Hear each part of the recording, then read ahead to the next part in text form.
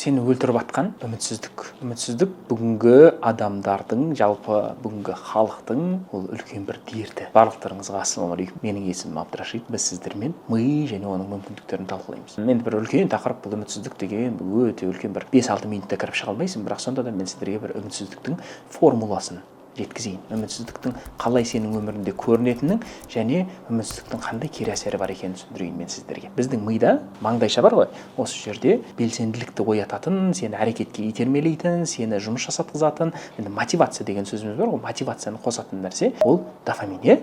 А дофаминді сіздер мысалы үшін дәл қазір сөздікті ашып қарайтын болсаңыздар да, дофамин деген қандай гормон дейтін болса, бәрі айтады гормон удовольствия, гормон счастья, гормон тағы бір нәрсе деп айтады. Жоқ, дофамин ол гормон предвкушения, ол үміт гормоны. Дофамин деген дүние ол үміт гормоны. Адамда үміт болған кезде ғана, сенім болған кезде ғана адам алдыға қарай жылжиды. Негізі адамды орнынан тоқтату үшін оны энергиясын ұрлаудың, оны жамандаудың қажеті жоқ. Адамға үмітсіздікті берсең сол жеткілікті. Адамды тоқтатып тастау үшін, адам өз-өзін сындырып тастау үшін адамға үмітсіздік жеткілікті. Адамда дофамин азайған кезде адамда үміт азаяды. Адамда үміт азайған кезде адамда дофамин азаяды. Бұл екеуі бір-біріне байланған екі система десек болады. Екі система емес, екеуі бір дүние ғой. Үміті бар адам ғана бақытты болады. Болашаққа үміті бар адам ол бақытты болады. Болашаққа үмітін үзген адам ол жерде бақыт құлдырайды. Қараңыздар, шайтан біздің өмірімізге үмітімізді ұрлау арқылы кіреді. Ол қалай деп сұрайтын болсаңыздар, онда мына нәрсені түсіну керек.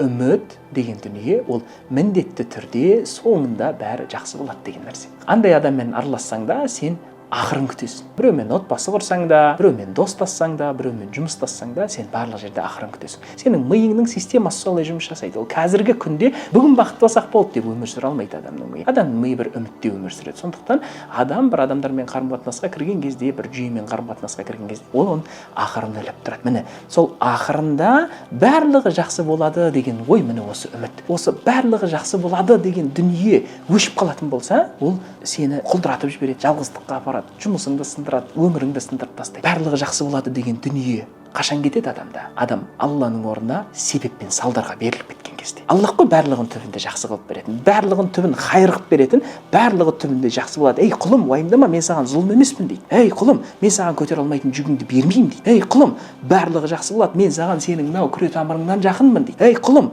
мен саған рауфпын дейді. Мен саған мейірімдімін, мен сені бір ана өзінің кішкентай баласына қандай мейіріммен қараса, мен де саған одан бетер, одан саны жоқ, есебі жоқ есе мен сені солай бір мәпелеймін дейді да, мен сені солай тәрбиелеймін. Міндетті түрде қателесесің ба, мен кешіремін дейді. Күнә жасайсың ба, кешіремін. Ол бет алды күнә жасай бер деген сөз емес, ол үмітіңді үзбе деген сөз. Пайғамбарымыз саллаллаху алейхи ва саллям айтады, егер ертең ақырет болатын естіңдер, бүгін талайыңдар дейді, үміттеріңді үзбеңдер өмірден дейді. Алладан үмітіңді үзбе дейді. Міне, бұл мәселе рухани тұрғыда түсініп атсақ та біздің ми тұрғысынан да солай жұмыс жасайды.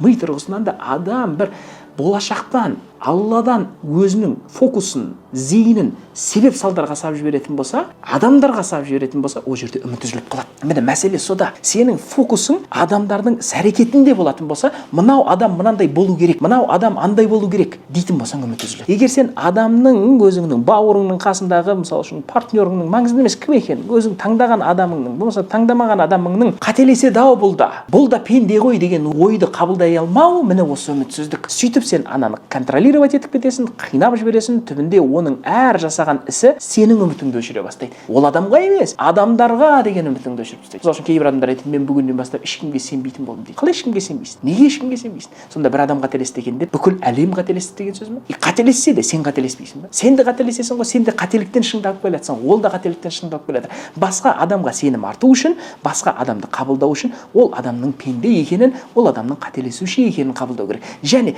ол адаммен қандай жағдайда сендер қоштассаңдар да, Аллах мейірімді, Аллах мені тастамайды, Аллах әрдайым менің қасымда деген ой, міне осы үміт. Жұмыс бастаған кезде қадалып қалсаң да түбі бәрібір ақыры жақсы болады деген ой, міне осы үміт. Сен ол нәрсені Құдай маған міндетті түрде хайырын береді деген ойды миыңда азыңнан кешке шейін сол ойды ұстап тұрмайтын болсаң, ойыңды, зейініңді адамдарға, жұмысқа, потокқа салып жіберетін болсаң, жайлап сол сенің үмітіңді сындырады. Сол үшін, ханымдар мен мырзалар, ойларыңызды міндетті түрде өздеріңізден алысырақ ұстаңыздар. Ол деген қалай? Мен емес, Аллах береді. Себеп салдар емес, Аллах береді. Барлық жүйені орналастырып атқан, жасап беріп атқан, барлық жүйені орнына келтіріп атқан, қалыптастырып атқан Аллах деген кезде сенің маңдайшаң қорқпайтын болады. Әрекетің көбейеді. Сенің дофаминың көп бөлінеді да, сен қорқпай іс-әрекетіңді жасап, қалаған нәрсеңді барып ала алатындай жағдайға жетесің. Егер сен өзің дұрыс амалдар жасайтын болсаң, құндылықтарың дұрыс болатын болса, күнәлардан тыйылатын болса, өйткені күнәлардан тыйылмайтын болсаң, күнәларың көп болатын болса, ол да сенің бетіңе басады. Адам болмайсың. Сенің ішкі тазалығың, ішкі адами хикметің сенің бетіңе басады. Сен адам болмайсың деп. Сол үшін сен күнәдан тыйылуға тырыс. Мен тырысып жатырмын ғой. Мен күнәға бармаймын ғой деген ойдың өзі сенің үмітіңді арттырады. Адамның үміті артылу үшін, адамның үміті өсу үшін, адам үмітін жоғалтпас үшін, адам әрдайым бір Аллаға сену керек, адам әрдайым тыйылу керек жаман нәрселерден, адам әрдайым себеп салдарға емес, бір Аллаға тапсыра білу керек. Алла барлық нәрсені шешіп береді. Мынау нәрсені істесем мынандай болады емес. Өйткені болмай қалуы да мүмкін. Аллах қаласа береді. Құдай қаласа береді деген қазақта керемет сөз бар ғой. Құдай қаласа болады. Иншалла болады деген сөз бар ғой. Міне сол сенің үмітіңді арттыратын дүние. Міне осы сөздерді сен бойыңа енгіз. Үмітсіздік ең ауыр, ең жаман хал.